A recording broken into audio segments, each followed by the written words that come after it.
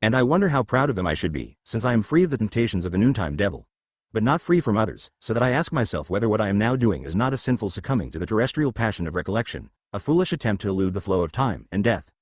Then, I saved myself as if by miraculous instinct. The girl appeared to me in nature and in the works of man that surrounded me. I sought then, thanks to a happy intuition of my soul, to lose myself in the relaxed contemplation of those works. I observed the cowherds as they led the oxen out of the stable, the swineherds taking food to the pigs, the shepherds shouting to the dogs to collect the sheep, peasants carrying cracked wheat and millet to the mills and coming out with sacks of good food. I lost myself in the contemplation of nature, trying to forget my thoughts and to look only at beings as they appear, and to forget myself, joyfully, in the sight of them. How beautiful was the spectacle of nature not yet touched by the often perverse wisdom of man.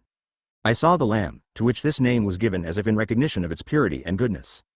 In fact, the noun, agnus, derives from the fact that this animal, agnoscit, it recognizes its mother, and recognizes her voice in the midst of the flock, while the mother, among many lambs of the same form, with the same bleating, recognizes always and only her offspring, and nourishes him. I saw the sheep, which is called from ab oblation, because from earliest times it served for sacrificial rites. The sheep, which, as is its habit as winter approaches, seeks grass greedily and stuffs itself with forage before the pastures are seared by frost. And the flocks were watched by dogs, called canes, from the verb canor, because of their barking. The perfect animal among animals, with superior gifts of perception, the dog recognizes its master and is trained to hunt wild animals in the forests, to guard flocks against wolves. It protects the master's house and his children, and sometimes in its office of defense it is killed. King Garamant, who had been taken away to prison by his enemies, was brought back to his homeland by a pack of 200 dogs who made their way past the enemy troops. The dog of Jason Lysias, after its master's death, persisted in refusing food until it died of starvation, and the dog of King Lysimachus threw himself on his master's funeral pyre to die with him. The dog has the power to heal wounds by licking them with his tongue, and the tongue of his puppies can heal intestinal lesions. By nature he is accustomed to making second use of the same food, after vomiting it. His sobriety is the symbol of perfection of spirit, as the thaumaturgical power of his tongue is the symbol of the purification of sins through confession and penance. But the dog's returning to his vomit is also a sign that, after confession, we return to the same sins as before, and this moral was very useful to me that morning to admonish my heart, as I admired the wonders of nature. Meanwhile, my steps were taking me to the oxen's stable, where they were coming out in great number, led by their drovers. They immediately appeared to me as they were and are, symbols of friendship and goodness, because every ox at his work turns to seek his companion at the plow. If by chance the partner is absent at that moment, the ox calls him with affectionate lowing. Oxen learn obediently to go back by themselves to the barn when it rains, and when they take refuge at the manger, they constantly stretch their necks to look out and see whether the bad weather has stopped, because they are eager to resume work. With the oxen at that moment also came from the barn the calves, whose name, Vituli, derives from Viriditas, or from Virgo, because at that age they are still fresh, young, and chaste, and I had done wrong and was still wrong, I said to myself, to see in their graceful movements an image of the girl who was not chaste. I thought of these things, again at peace with the world and with myself, observing the merry toil of that morning hour. And I thought no more of the girl, or rather, I made an effort to transform the ardor I felt for her into a sense of inner happiness and devout peace. I said to myself that the world was good and admirable, that the goodness of God is made manifest also in the most horrid beasts, as Honorius Augustoduniensis explains. It is true, there are serpents so huge that they devour stags and swim across the ocean. There is the Bestia Caenicroca with an ass's body, the horns of an ibex, the chest and maw of a lion, a horse's hoofs but cloven like an ox's, a slit from the mouth that reaches the ears, an almost human voice, and in the place of teeth a single, solid bone. And there is the manticore, with a man's face, triple set of teeth, lion's body, scorpion's tail, glaucous eyes the color of blood, and a voice like the hissing of snakes, greedy for human flesh. And there are monsters with 8 toes, wolf's muzzle, hooked talons, sheep's fleece, and dog's back, who in old age turn black instead of white, and who outlive us by many years. And there are creatures with eyes on their shoulders and 2 holes in the chest instead of nostrils, because they lack a head, and others that dwell along the river Ganges who live only on the odor of a certain apple, and when they go away from it they die. But even all these foul beasts sing in their variety the praises of the Creator and his wisdom, as do the dog and the ox, the sheep and the lamb and the lynx. How great, I said to myself then, repeating the words of Vincent Belovecensis, the humblest beauty of this world, and how pleasing to the eye of reason the consideration of not only the modes and numbers and orders of things, so decorously established for the whole universe, but also the cycle of times that constantly unravel through successions and lapses, marked by the death of what has been born. I confess that, sinner as I am, my soul only for a little while still prisoner of the flesh, I was moved then by spiritual sweetness toward the Creator and the rule of this world, and with joyous veneration I admired the greatness and the stability of creation. I was in this good frame of mind when my master came upon me. Drawn by my feet and without realizing it, I had almost circled the abbey, and found myself back where we had parted 2 hours before. There was William, and what he told me jolted me from my thoughts and directed my mind again to the obscure mysteries of the Abbey. William seemed well pleased. In his hand he had Venantius's parchment, which he had finally deciphered. We went to his cell, far from indiscreet ears, and he translated for me what he had read. After the sentence in zodiacal alphabet, secretum finis Africae manus supra idolum primum et septimum dequatuor, this is what the Greek text said. The terrible poison that gives purification. The best weapon for destroying the enemy. Use humble persons, base and ugly, take pleasure from their defect. They must not die, not in the houses of the noble and the powerful but from the peasants' villages, after abundant meal and libations. Squat bodies, deformed faces. They rape virgins and lie with whores, not evil, without fear. A different truth, a different image of the truth. The venerable figs. The shameless stone rolls over the plain. Before the eyes. Deceit is necessary, and to surprise in deceit, to say the opposite of what is believed, to say one thing and mean another. To them the cicadas will sing, from the ground. That was all. In my opinion too little, almost nothing.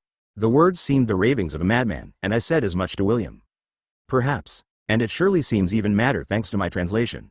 My knowledge of Greek is rather scanty. And yet, even if we assume that Venantius was mad or that the author of the book was mad, this would not tell us why so many people, not all of them mad, went to great trouble, first to hide the book and then to recover it. But do the things written here come from the mysterious book? They are unquestionably things written by Venantius. You can see for yourself. This is not an ancient parchment. And these must be notes taken down while he was reading the book.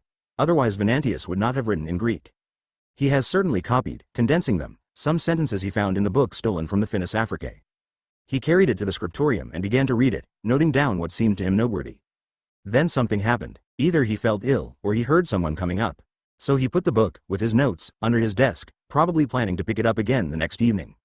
In any case, this page is our only possible starting point in recreating the nature of the mysterious book, and it's only from the nature of that book that we will be able to infer the nature of the murderer. For in every crime committed to possess an object, the nature of the object should give us an idea, however faint, of the nature of the assassin. If someone kills for a handful of gold, he will be a greedy person. If for a book, he will be anxious to keep for himself the secrets of that book.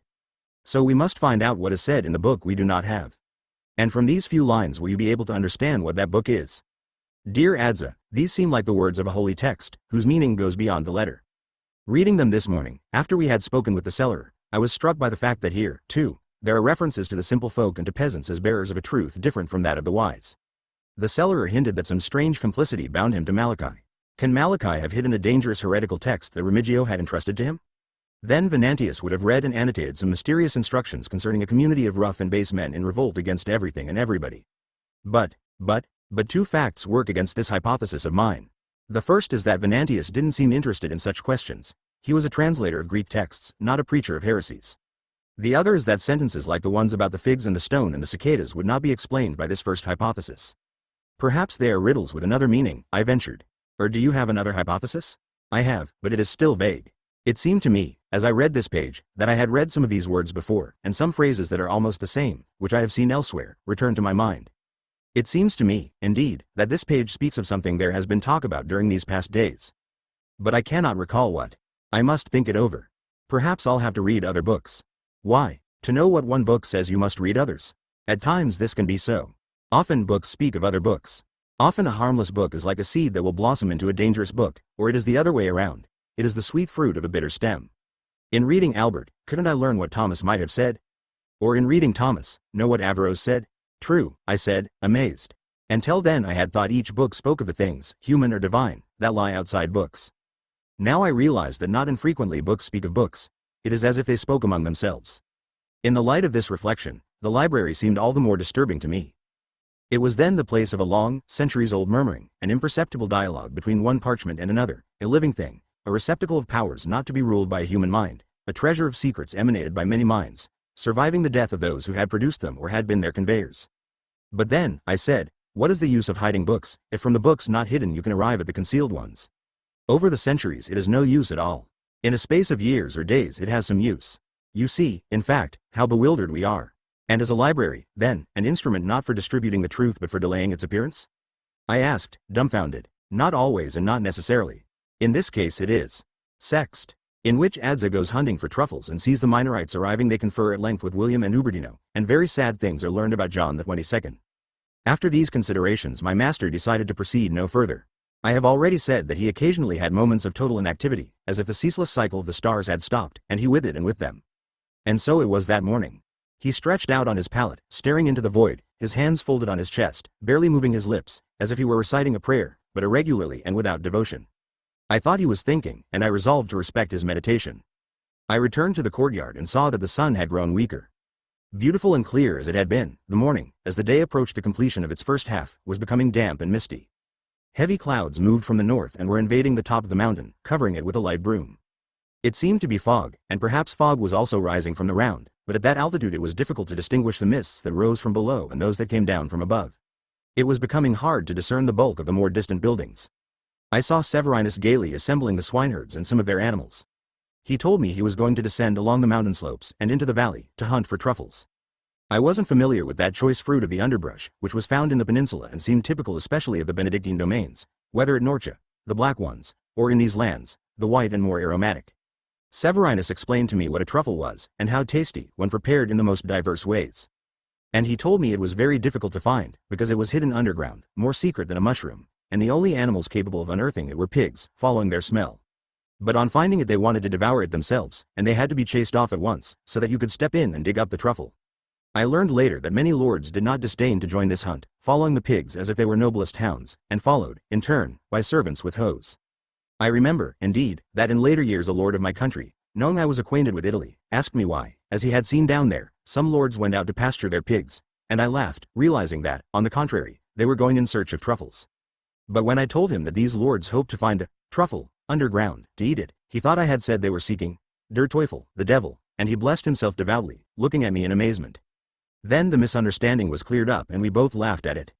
Such is the magic of human languages, that by human accord often the same sounds mean different things. My curiosity aroused by Severinus's preparations, I decided to follow him, also because I realized he was turning to this hunt in order to forget the sad events that oppressed everyone, and I thought that in helping him to forget his thoughts I would perhaps, if not forget, at least restrain my own. Nor will I deny, since I have determined to write always and only the truth, that I was secretly lured by the idea that, down in the valley, I might perhaps glimpse someone I will not mention. But to myself and almost aloud I declared that, since the 2 legations were expected to arrive that day, I might perhaps sight one of them. As we gradually descended the curves of the mountain, the air became clearer. Not that the sun returned, for the upper part of the sky was heavy with clouds, but things stood out sharply, even as the fog remained above our heads. Indeed, when we had gone some distance, I turned to look up at the top of the mountain and could no longer see anything. From the halfway point upward, the summit, the high plain, the edificium, everything had disappeared among the clouds. The morning of our arrival, when we were already among the mountains, at certain bends it was still possible to view the sea, no more than 10 miles away, perhaps even less.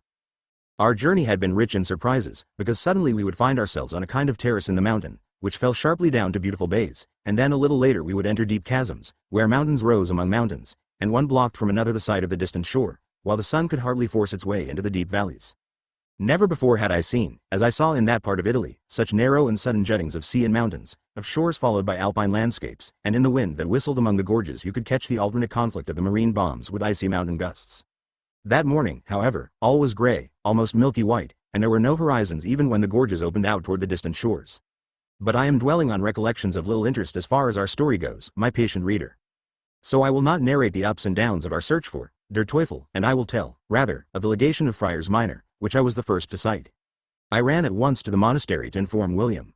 My master waited till the newcomers had entered and been greeted by the abbot according to the ritual.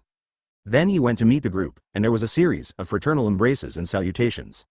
The meal hour had already passed, but a table had been set for the guests, and the abbot thoughtfully left us among them. Alone with William, exempted from the obligations of the rule, they were free to eat and at the same time exchange their impressions.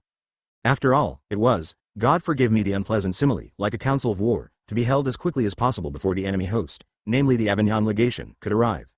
Needless to say, the newcomers also promptly met Ubertino, whom all greeted with surprise, joy, veneration inspired not only by his long absence and by the fears surrounding his disappearance, but also by the qualities of that courageous warrior who for decades had fought their same battle. Of the friars that made up the group I will speak later, when I tell about the next day's meeting. For that matter, I talked very little with them at first, involved as I was in the 3-man conference promptly established between William, Ubertino, and Michael of Cesena. Michael must have been a truly strange man. Most ardent in his Franciscan passion, he had at times the gestures, the accents of Ubertino in his moments of mystical transport, very human and jovial in his earthly nature, a man of the Romagna, capable of appreciating a good table and happy to be among his friends. Subtle and evasive, he could abruptly become sly and clever as a fox, elusive as a mole, when problems of relations among the mighty were touched upon. Capable of great outbursts of laughter, fervid tensions, eloquent silences, deft in turning his gaze away from his interlocutor if the latter's question required him to conceal, with what seemed absent-mindedness, his refusal to reply. I have already spoken a bit about him in the preceding pages, and those were things I had heard said, perhaps by persons to whom they had been said. Now, on the other hand, I understood better many of his contradictory attitudes and the sudden changes of political strategy that in recent years had amazed his own friends and followers. Minister, General of the Order of the Friars Minor, he was in principle the heir of St. Francis, and actually the heir of his interpreters. He had to compete with the sanctity and wisdom of such a predecessor as Bonaventure of Bagnoregio. He had to assure respect for the rule and, at the same time, the fortunes of the order, so powerful and vast.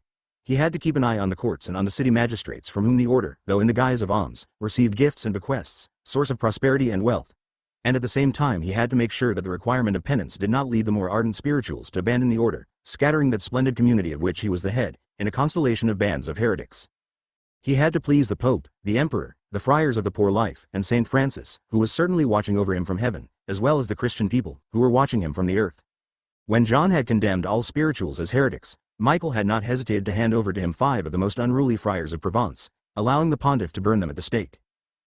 But realizing, and Ubertino may have had some share in this, that many in the order sympathized with the followers of evangelical simplicity, Michael had then acted in such a way that the chapter of Perugia, 4 years later, took up the demands of the burned men, naturally trying to reconcile a need, which could be heretical, with the ways and institutions of the order, and trying to harmonize the desires of the order and those of the Pope. But, as Michael was busy convincing the Pope, without whose consent he would have been unable to proceed, he had been willing also to accept the favors of the Emperor and the imperial theologians. 2 years before the day I saw him he had yet enjoined his monks, in the chapter general of Lyons, to speak of the Pope's person only with moderation and respect, and this was just a few months after the Pope, referring to the Minorites, had complained of their yelping, their errors, their insanities.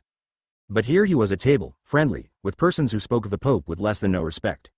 I have already told the rest of the story. John wanted him at Avignon. He himself wanted and did not want to go, and the next day's meeting was to decide on the form and guarantees of a journey that should not appear as an act of submission or as an act of defiance. I don't believe Michael had ever met John personally, at least not as Pope. In any event, he hadn't seen him for a long time, and Michael's friends hastened to paint the portrait of that simoniac in the darkest hues. One thing you must learn, William said to him, is never to trust his oaths, which he always maintains to the letter, violating their substance. Everyone knows, Ubertino said, what happened at the time of his election. I wouldn't call it an election, but an imposition. One man at the table cried, a man I later heard them call Hugh of Newcastle, whose accent was similar to my master's. For that matter, the death of Clement V itself was never very clear. The king had never forgiven him for having promised to try Boniface VIII posthumously and then doing everything he could to avoid repudiating his predecessor. Nobody really knows how Clement died, at Carpentras.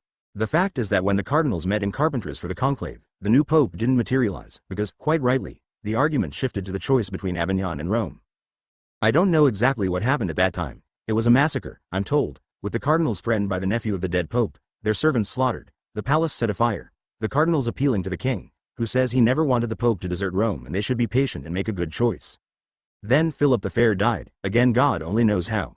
Or the devil knows, Ubertino said, blessing himself, in which he was imitated by all the others. Or the devil knows, Hugh agreed, with a sneer. Anyway, another king succeeds, survives 18 months, and dies.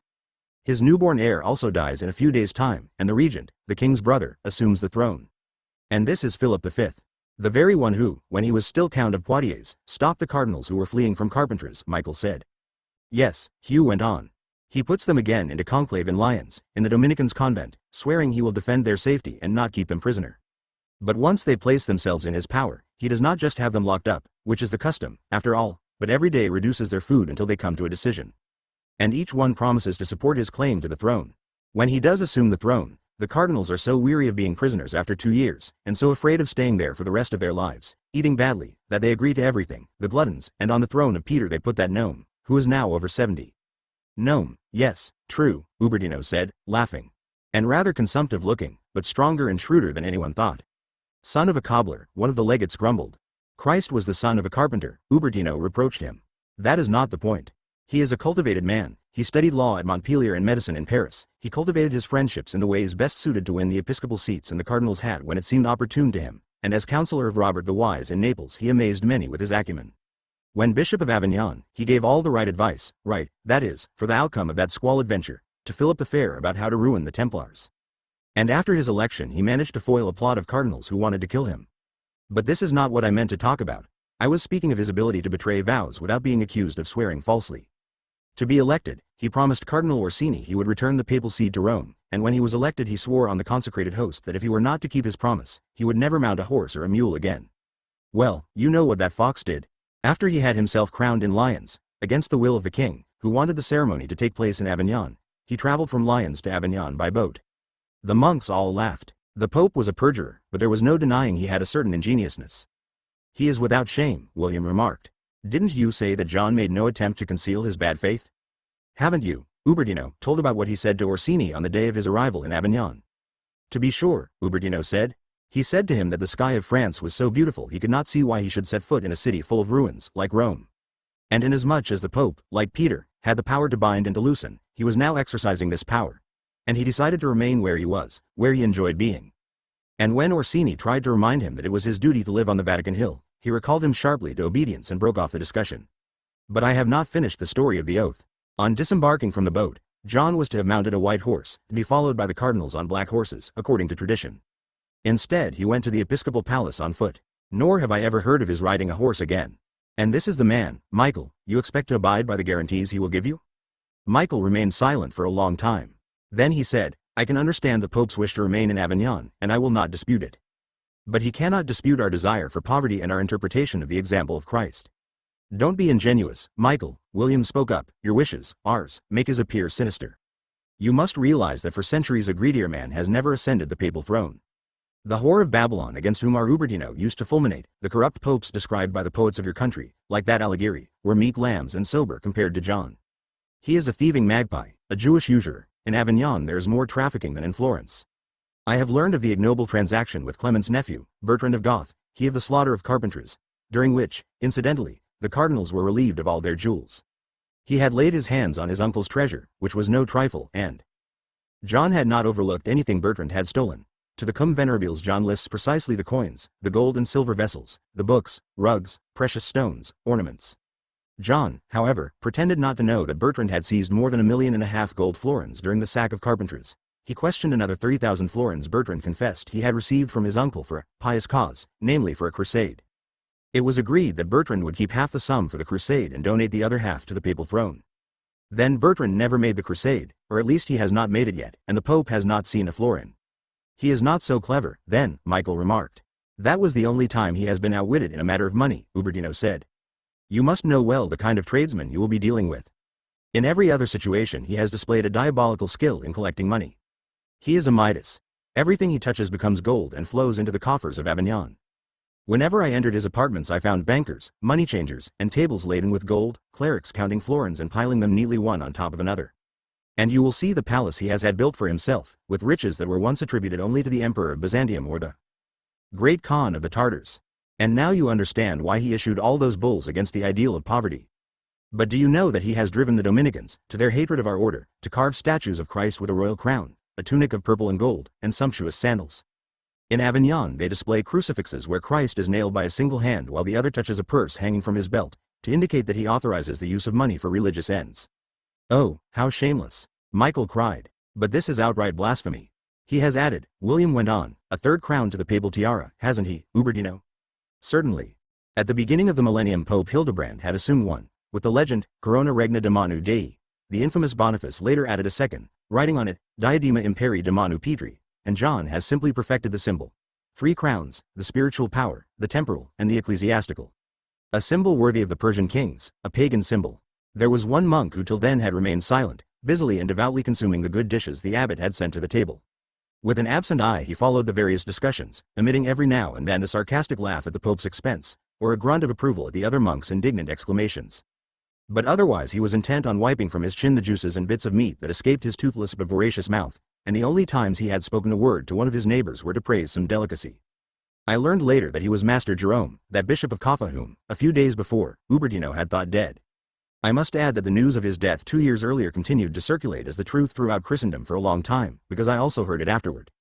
Actually, he died a few months after that meeting of ours, and I still think he died of the great anger that filled him at the next day's meeting. I would almost believe he exploded at once, so fragile was he of body and so bilious of humor. At this point he intervened in the discussion, speaking with his mouth full, And then, the villain issued a constitution concerning the taxae sacrae poenitentiarii in which he exploits the sins of religious in order to squeeze out more money. If an ecclesiastic commits a carnal sin, with a nun, with a relative, or even with an ordinary woman, because this also happens, he can be absolved only by paying 67 gold pieces and 12 pence. And if he commits bestiality, it is more than 200 pieces, but if he has committed it only with youths or animals, and not with females, the fine is reduced by 100.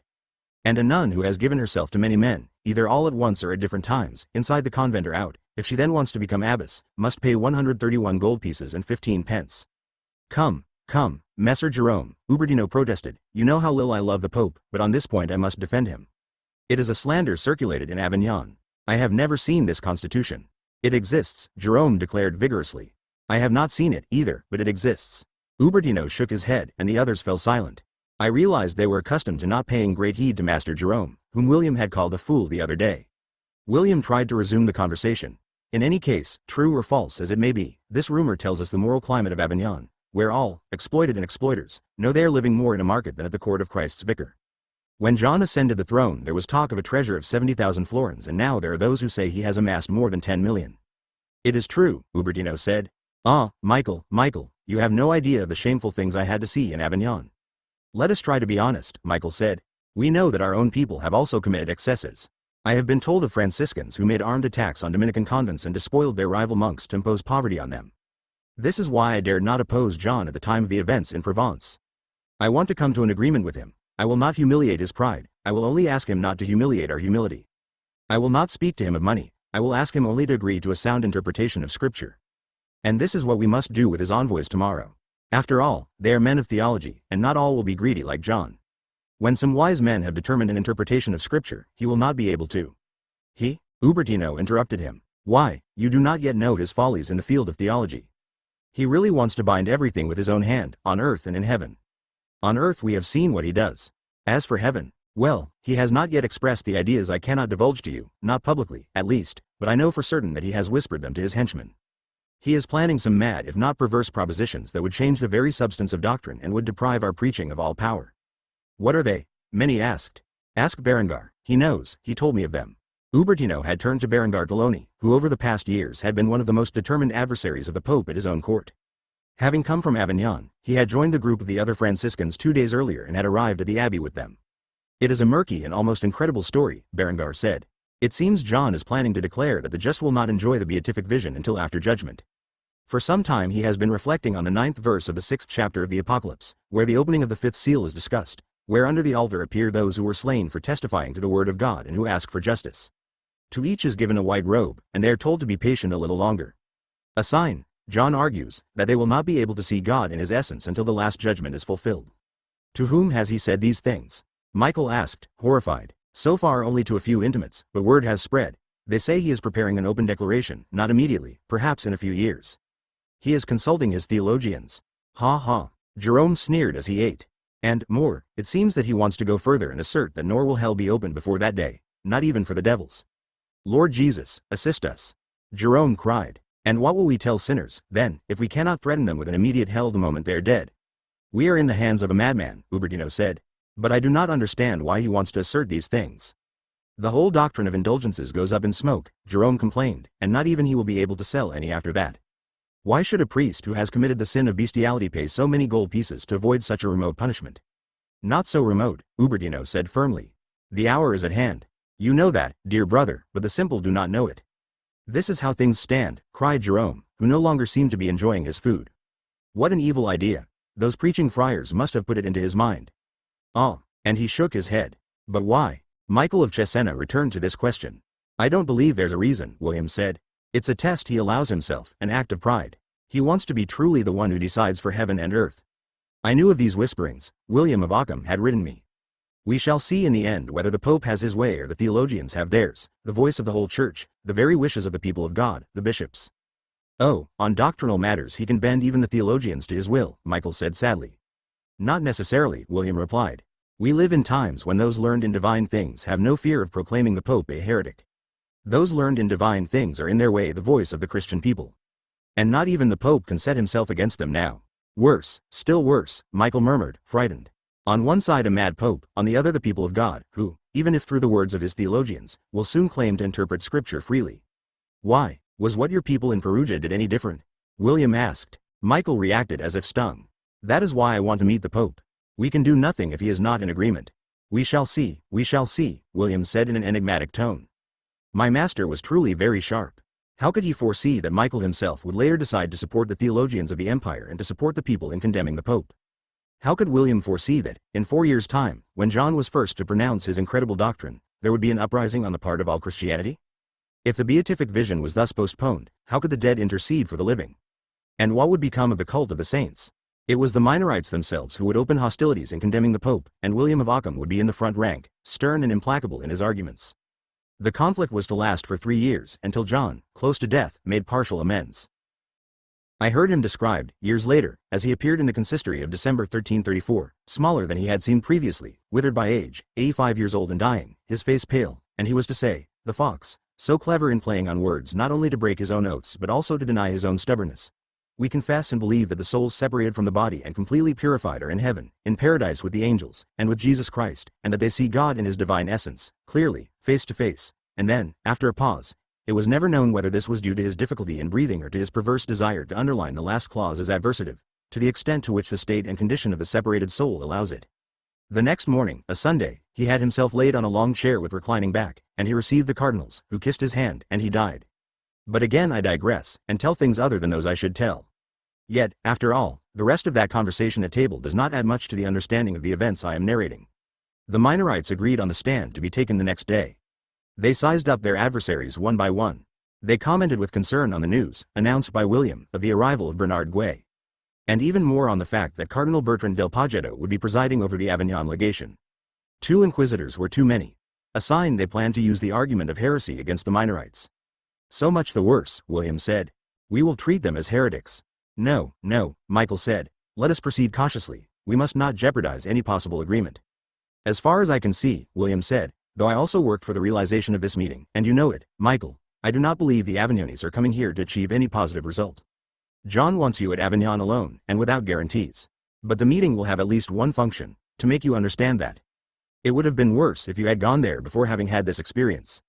And so you have worked hard, and for many months, to bring about something you believe futile, Michael said bitterly. I was asked to, by the Emperor and by you, William said. And ultimately it is never a futile thing to know one's enemies better. At this point they came to tell us that the second delegation was coming inside the walls. The Minorites rose and went out to meet the Pope's men, nuns, in which Cardinal del Paggetto arrives, with Bernard Guay and the other men of Avignon, and then each one does something different. Men who had already known one another for some time, men who without knowing one another had each heard the others spoken of, exchanged greetings in the courtyard with apparent meekness. At the abbot's side, Cardinal Bertrand del Paggetto moved like a man accustomed to power, as if he were virtually a second pope himself, and to one and all, especially to the Minorites, he distributed cordial smiles, auguring splendid agreement for the next day's meeting and bearing explicit wishes for peace and good. He used deliberately this expression dear to the Franciscans, from John the 22nd. Excellent, he said to me, when William was kind enough to introduce me as his scribe and pupil. Then he asked me whether I knew Bologna, and he praised its beauty to me, its good food and its splendid university, inviting me to visit the city, rather than return one day, as he said, among those German people of mine who were making our Lord Pope suffer so much. Then he extended his ring for me to kiss, as he directed his smile at someone else. For that matter, my attention immediately turned to the person of whom I had heard most talk recently, Bernard Guay, as the French called him, or Bernardo Guidoni or Bernardo Guido, as he was called elsewhere. He was a Dominican of about 70, slender and erect. I was struck by his gray eyes, capable of staring without any expression. I was to see them often flash with ambiguous light, shrewd both in concealing thoughts and passions and in deliberately conveying them. In the general exchange of greetings, he was not affectionate or cordial like the others, but always and just barely polite. When he saw Uberdino, whom he already knew, he was very deferential, but stared at him in a way that gave me an uneasy shudder. When he greeted Michael of Cesena, his smile was hard to decipher, and he murmured without warmth, "You have been awaited there for some time," a sentence in which I was unable to catch either a hint of eagerness or a shadow of irony, either an injunction or, for that matter, a suggestion of interest. He met William, and when he learned who he was, he looked at him with polite hostility. Not because his face betrayed his secret feelings, I was sure of that, even while I was unsure that he harbored any feelings at all, but because he certainly wanted William to feel he was hostile. William returned his hostility, smiling at him with exaggerated cordiality and saying, "For some time I have been wanting to meet a man whose fame has been a lesson to me and an admonition for many important decisions that have inspired my life. Certainly words of praise, almost of flattery, for anyone who did not know, as Bernard did know well, that one of the most important decisions in William's life had been to abandon the position of Inquisitor. I derived the impression that, if William would gladly have seen Bernard in some imperial dungeon, Bernard certainly would have been pleased to see William suddenly seized by accidental and immediate death, and since Bernard to those days had men-at-arms under his command, I feared for my good master's life. Bernard must already have been informed by the abbot of the crimes committed in the abbey. In fact, pretending to ignore the venom in William's words, he said to him, "It seems that now, at the abbot's request, and in order to fulfill the mission entrusted to me under the terms of the agreement that has united us all here, I must concern myself with some very sad events in which the pestiferous stink of the devil is evident. I mention this to you because I know that in remote times, when you would have been closer to me, you fought as did I, and those like me, in that field where the forces of good are arrayed against the forces of evil." "True," William said calmly, "but then I went over to the other side." Bernard took the blow well. "Can you tell me anything helpful about these criminal deeds?" "No, unfortunately," William answered with civility. "I do not have your experience of criminal deeds." From that moment on I lost track of everyone. William, after another conversation with Michael and Uberdino, withdrew to the scriptorium. He asked Malachi's leave to examine certain books, but I was unable to hear the titles. Malachi looked at him oddly but could not deny permission. Strangely, they did not have to be sought in the library. They were already on Venantius's desk, all of them. My master immersed himself in his reading, and I decided not to disturb him. I went down into the kitchen. There I saw Bernard Guay. He probably wanted to comprehend the layout of the abbey and was roaming about everywhere. I heard him interrogating the cooks and other servants, speaking the local vernacular after a fashion. I recalled that he had been inquisitor in northern Italy. He seemed to be asking for information about the harvest, the organization of work in the monastery. But even while asking the most innocuous questions, he would look at his companion with penetrating eyes, then would abruptly ask another question, and at this point his victim would blanch and stammer. I concluded that, in some singular way, he was carrying out an inquisition, and was exploiting a formidable weapon that every inquisitor, in the performance of his function, possesses and employs: the fear of others. For every person, when questioned, usually tells the inquisitor, out of fear of being suspected of something, whatever may serve to make somebody else suspect. For all the rest of the afternoon, as I gradually moved about, I saw Bernard proceed in this fashion, whether by the mills or in the cloister. But he almost never confronted monks, always lay brothers or peasants. The opposite of William's strategy thus far. Vespers, in which Alenardo seems to give valuable information, and William reveals his method of arriving at a probable truth through a series of unquestionable errors. Later William descended from the scriptorium in good humor. While we were waiting for supper time, we came upon Alenardo in the cloister. Remembering his request, I had procured some chickpeas the day before in the kitchen, and I offered them to him. He thanked me, stuffing them into his toothless, drooling mouth. "You see, boy," he said, "the other corpse also lay where the book announced it would be. Now wait for the fourth trumpet." I asked him why he thought the key to the sequence of crimes lay in the book of Revelation. He looked at me, amazed. "The book of John offers the key to everything." And he added, with a grimace of bitterness, "I knew it, I've been saying as much for a long time. I was the one, you know, to suggest to the abbot, the one we had then, to collect as many commentaries on the apocalypse as possible. I was to have become librarian. But then the other one managed to have himself sent to silos, where he found the finest manuscripts, and he came back with splendid booty. Oh, he knew where to look, he also spoke the language of the infidels. And so the library was given into his keeping, and not mine. But God punished him, and sent him into the realm of darkness before his time." Ha ha. He laughed in a nasty way, that old man who until then, lost in the serenity of his old age, had seemed to me like an innocent child. "Who was the monk you were speaking of?" William asked. He looked at us, stunned. Whom was I speaking of? I cannot remember, it was such a long time ago. But God punishes, God nullifies, God dims even memories. Many acts of pride were committed in the library, especially after it fell into the hands of foreigners. God punishes still. We could get no more out of him, and we left him to his calm, embittered delirium. William declared himself very interested in that exchange. Alenardo is a man to listen to. Each time he speaks he says something interesting. What did he say this time? "Adza," William said, "solving a mystery is not the same as deducing from first principles. Nor does it amount simply to collecting a number of particular data from which to infer a general law. It means, rather, facing one or two or three particular data apparently with nothing in common, and trying to imagine whether they could represent so many instances of a general law you don't yet know, and which perhaps has never been pronounced. To be sure, if you know, as the philosopher says, that man, the horse, and the mule are all without bile and are all long-lived, you can venture the principle that animals without bile live a long time. But take the case of animals with horns. Why do they have horns? Suddenly you realize that all animals with horns are without teeth in the upper jaw. This would be a fine discovery, if you did not also realize that, alas, there are animals without teeth in the upper jaw who, however, do not have horns. The camel, to name one. And finally you realize that all animals without teeth in the upper jaw have 4 stomachs. Well, then, you can suppose that one who cannot chew well must need 4 stomachs to digest food better. But what about the horns? You then try to imagine a material cause for horns. Say, the lack of teeth provides the animal with an excess of osseous matter that must emerge somewhere else. But is that sufficient explanation? No, because the camel has no upper teeth, has 4 stomachs, but does not have horns. And you must also imagine a final cause. The osseous matter emerges in horns only in animals without other means of defense. But the camel has a very tough hide and doesn't need horns. So the law could be. But what have horns to do with anything? I asked impatiently. And why are you concerned with animals having horns? I have never concerned myself with them, but the Bishop of Lincoln was greatly interested in them, pursuing an idea of Aristotle. Honestly, I don't know whether his conclusions are the right ones, nor have I ever checked to see where the camel's teeth are or how many stomachs he has.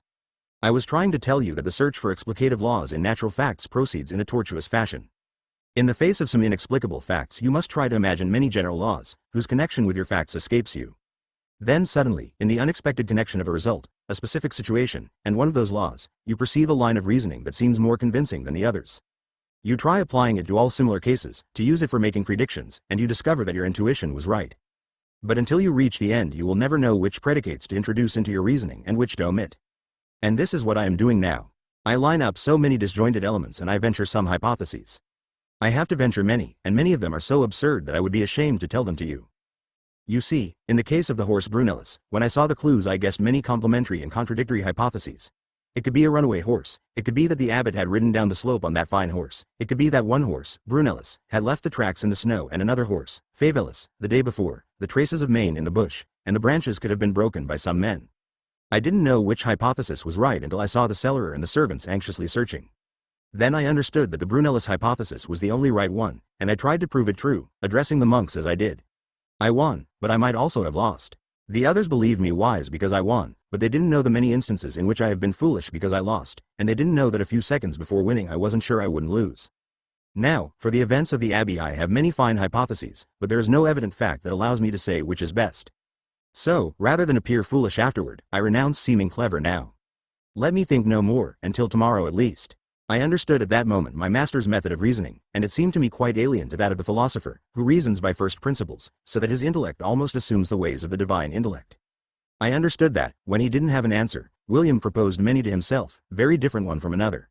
I remained puzzled, but then, I ventured to remark, you are still far from the solution. I am very close to one, William said, but I don't know which. Therefore you don't have a single answer to your questions? Adza, if I did I would teach theology in Paris. In Paris do they always have the true answer? Never, William said, but they are very sure of their errors. And you, I said with childish impertinence, never commit errors? Often, he answered, but instead of conceiving only one, I imagine many, so I become the slave of none.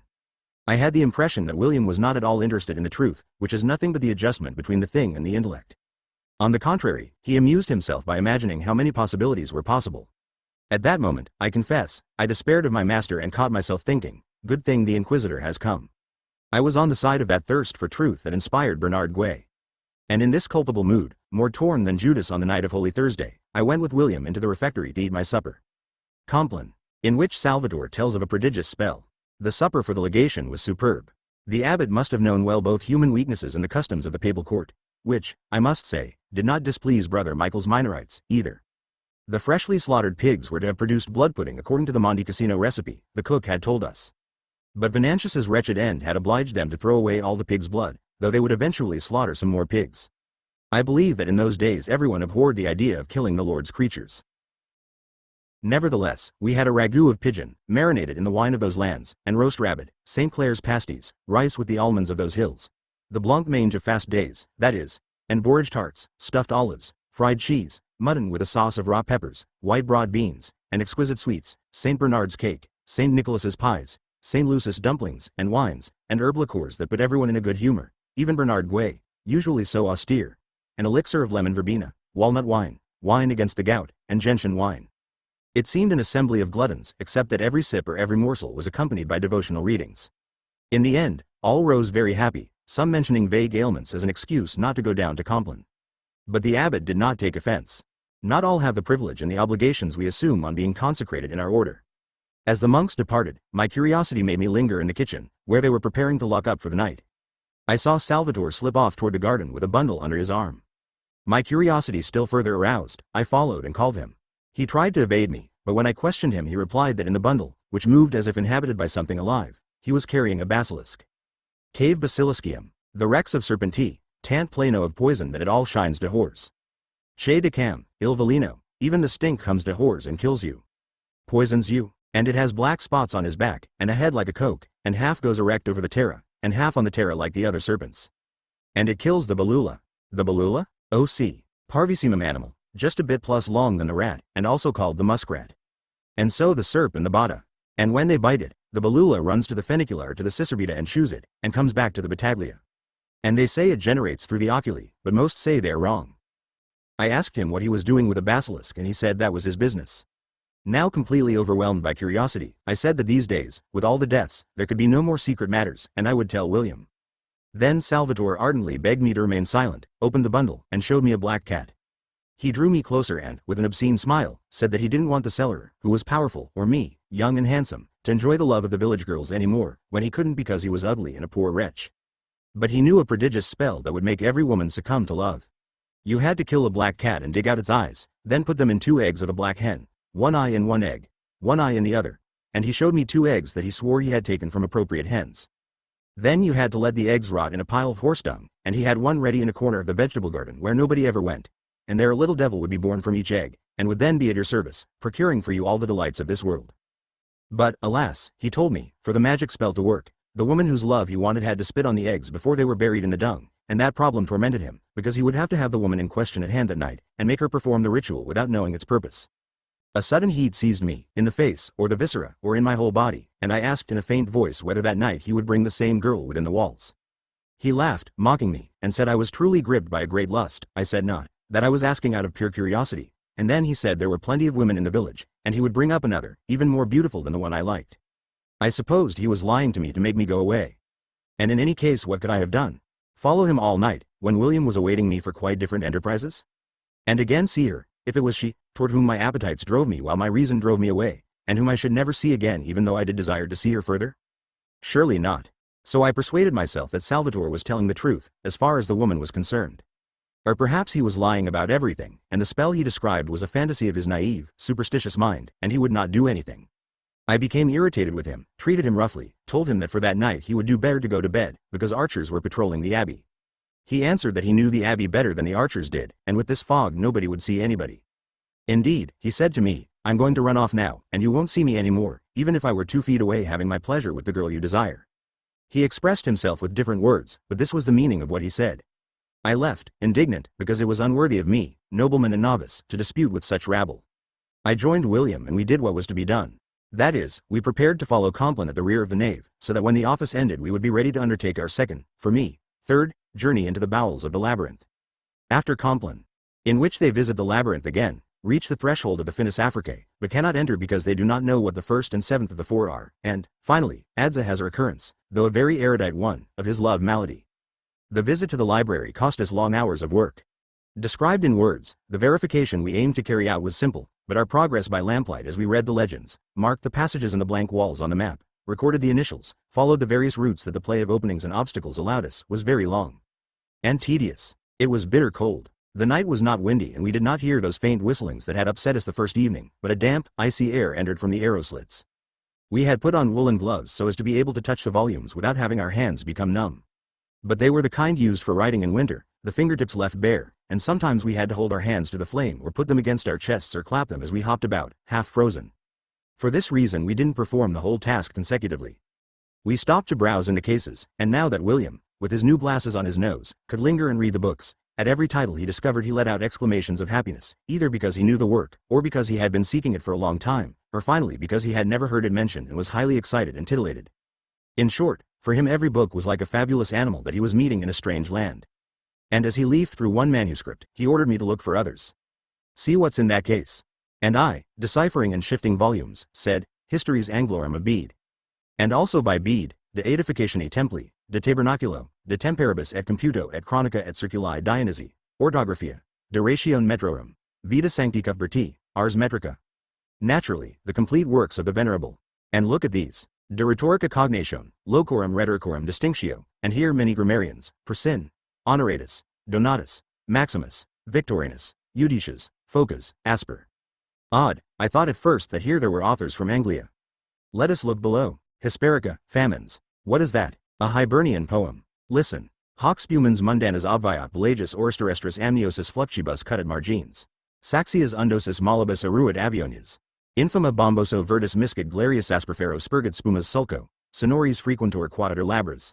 I didn't understand the meaning, but as William read he rolled the words in his mouth so that you seemed to hear the sound of the waves and the sea foam. And this? Aldhelm of Malmesbury. Listen to this page. Primitus pantorum precarum poematorum pio podissimum paterno presertum privilegio panegyricum poemitac passum prositoris sub polo promulgates. The words all begin with the same letter. The men of my islands are all a bit mad, William said proudly. Let us look in the other case. Virgil. What is he doing here? What Virgil? The Georgics? No epitome. I've never heard of it. But it's Virgil of Toulouse, the rhetorician, 6 centuries after the birth of our Lord. He was considered great sage. Here it says that the arts are poema, rhethoria, gramma, leperia, dialecta, geometria. But what language was he writing? Latin. A Latin of his own invention, however, which he considered far more beautiful. Read this. He says that astronomy studies the signs of the zodiac, which are Man, Tant, Pyrrhon, Damath, Perphelia, Belgalec, Margaleth, Ludamiron, Tamanon, and Raphaelit. Was he crazy? I don't know, he didn't come from my islands. And listen to this, he says there are 12 ways of designating fire: ignis, cocohabine, quia incocta cocendi habet dictionum, ardo, calix ex calore, fragan ex fragor flamme, rusin de rubor, fumiton, eustrax de rendo, vicius quia pain mortua membra suo vivificat, silulius, quad de silis ciliat, und et silex non rec dissiter, nisi ex qua scintilla silit. And Aenean, de Aenea deo, qua in eo habitat, siva quo elementis flatus furtor. But there's no one who speaks like that. Happily. But those were times when, to forget an evil world, grammarians took pleasure in abstruse questions. I was told that in that period, for 15 days and 15 nights, the rhetoricians Gabundus and Terentius argued on the vocative of ego, and in the end they attacked each other with weapons. But this, too. Listen, I had grasped a book marvelously illuminated with vegetable labyrinths from which monkeys and serpents peered out. Listen to these words: Cantamen, Calamen, Gongolamen, Stemamen, Plasmamum, Sonaris, Alboreus, Godiflus, Glochicamus. My islands, William said again, with tenderness. Don't be too harsh with those monks of far-off Hibernia. Perhaps, if this abbey exists and if we still speak of the Holy Roman Empire, we owe it to them. At that time, the rest of Europe was reduced to a heap of ruins. One day they declared invalid all baptisms imparted by certain priests in Gaul because they baptized, in nomine Patris et Filiae, and not because they practiced a new heresy and considered Jesus a woman, but because they no longer knew any Latin. Like Salvator? More or less. Vikings from the far north came down along the rivers to sack Rome. The pagan temples were falling in ruins, and the Christian ones did not yet exist. It was only the monks of Hibernia in their monasteries who wrote and read and wrote and illuminated, and then jumped into little boats made of animal hide and navigated toward these lands and evangelized them as if you people were infidels, you understand? You have been to Bobbio, which was founded by St. Columba, one of them. And so never mind if they invented a new Latin, seeing that in Europe no one knew the old Latin anymore. They were great men. St. Brendan reached the Isles of the Blessed and sailed along the coasts of Hell, where he saw Judas chained to a rock, and one day he landed on an island and went ashore there and found a sea monster. Naturally they were all mad, he repeated contentedly. These images are, I can hardly believe my eyes. So many colors, I said, drinking it all in. From a land that doesn't have many colors, a bit of blue and much green. But we mustn't stand here discussing Hibernian monks. What I want to know is why they're here with the Anglians and with grammarians of other countries. Look at your chart. Where should we be? In the rooms of the West Tower. I've copied down the scrolls, too. So, then, leaving the blind room, we enter the heptagonal room, and there is only one passage to a single room of the tower.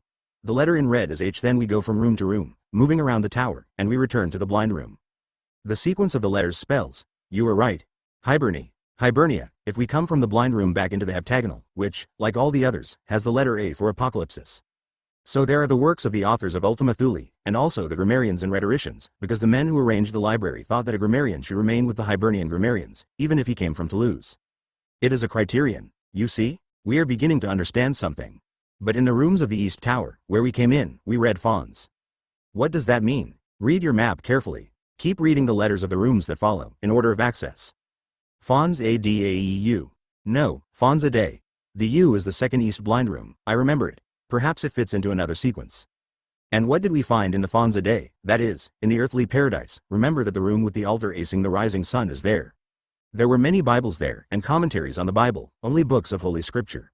And so, you see, the Word of God corresponding to the earthly paradise, which as all say is far off to the east. And here, to the west, Hibernia. So the plan of the library reproduces the map of the world? That's probable. And the books are arranged according to the country of their origin, or the place where their authors were born, or, as in this instance, the place where they should have been born. The librarians told themselves Virgil the grammarian was born in Toulouse by mistake. He should have been born in the Western Islands. They corrected the errors of nature. We resumed our way. We passed through a series of rooms rich in splendid apocalypses, and one of these was the room where I had had visions. Indeed, we saw the light again from afar. William held his nose and ran to put it out, spitting on the ash. To be on the safe side, we hurried through the room, but I recalled that I had seen there the beautiful, many-colored apocalypse with the Mulaire Amicta Soul and the dragon. We reconstructed the sequence of these rooms, starting from the one we entered last, which had Y as its red initial. Reading backward gave us the word Hispania, but its final A was also the one that concluded Hibernia. A sign, William said, that there were some rooms in which works of mixed nature were housed. In any case, the area denominated Hispania seemed to us populated with many codices of the apocalypse, all splendidly made, which William recognized as Hispanic art. We perceived that the library had perhaps the largest collection of copies of the Apostles' Book extant in Christendom, and an immense quantity of commentaries on the text. Enormous volumes were devoted to the commentary of the Apocalypse by Beatus of Libana. The text was more or less always the same, but we found a rich, fantastic variation in the images, and William recognized some of those he considered among the greatest illuminators of the realm of the Asturias, Magus, Facundus, and others. As we made these and other observations, we arrived at the South Tower, which we had already approached the night before. The S room of Hispania, windowless, led into an E room, and after we gradually went around the 5 rooms of the tower, we came to the last, without other passages, which bore a red L. Again reading backward, we found Lyons. Lyons, south. On our map we are in Africa, Hic sunt Lyons. And this explains why they have found so many texts by infidel authors. And there are more, I said, rummaging in the cases. Canon of Avicenna, and this codex with the beautiful calligraphy I don't recognize. From the decorations I would say it is a Koran, but unfortunately I have no Arabic. The Koran, the Bible of the infidels, a perverse book.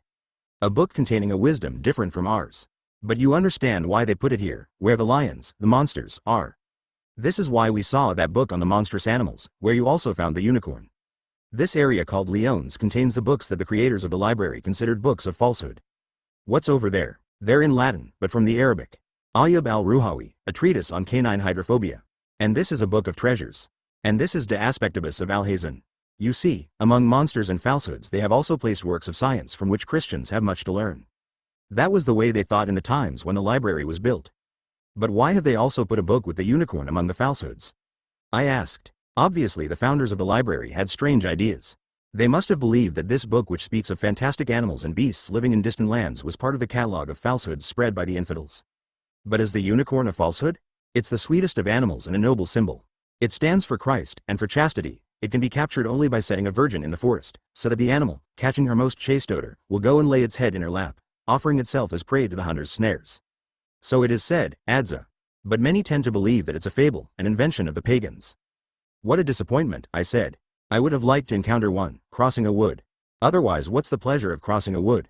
It's not certain the animal doesn't exist. Perhaps it's different from the way it's illustrated in these books. A Venetian traveler went to very distant lands, quite close to the Fons Paradisi of which maps tell, and he saw unicorns. But he found them rough and clumsy, and very ugly and black. I believe he saw a real animal with one horn on its brow. It was probably the same animal the ancient masters first described faithfully. They were never completely mistaken, and had received from God the opportunity to see things we haven't seen. Then this description, passing from octoritas to octoritas, was transformed through successive imaginative exercises, and unicorns became fanciful animals, white and gentle. So if you hear there's a unicorn in a wood, don't go there with a virgin. The animal might resemble more closely the Venetian's account than the description in this book. But did the ancient masters happen to receive from God the revelation of the unicorn's true nature? Not the revelation, the experience. They were fortunate enough to be born in lands where unicorns live, or in times when unicorns lived in our own lands. But then how can we trust ancient wisdom, whose traces you are always seeking, if it is handed down by lying books that have interpreted it with such license? Books are not made to be believed, but to be subjected to inquiry. When we consider a book, we mustn't ask ourselves what it says but what it means, a precept that the commentators of the holy books had very clearly in mind. The unicorn, as these books speak of him, embodies a moral truth, or allegorical, or analogical, but one that remains true, as the idea that chastity is a noble virtue remains true. But as for the literal truth that sustains the other three truths, we have yet to see what original experience gave birth to the letter. The literal object must be discussed, even if its higher meaning remains good. In a book it is written that diamond can be cut only with a billy goat's blood. My great master Roger Bacon said it was not true, simply because he had tried and had failed. But if the relation between a diamond and goat's blood had had a nobler meaning, that would have remained intact. Then higher truths can be expressed while the letter is lying, I said. Still, it grieves me to think this unicorn doesn't exist, or never existed, or cannot exist one day. It is not licit to impose confines on divine omnipotence, and if God so willed, unicorns could also exist. But console yourself, they exist in these books, which, if they do not speak of real existence, speak of possible existence. So must we then read books without faith, which is a theological virtue? There are two other theological virtues as well. The hope that the possible is,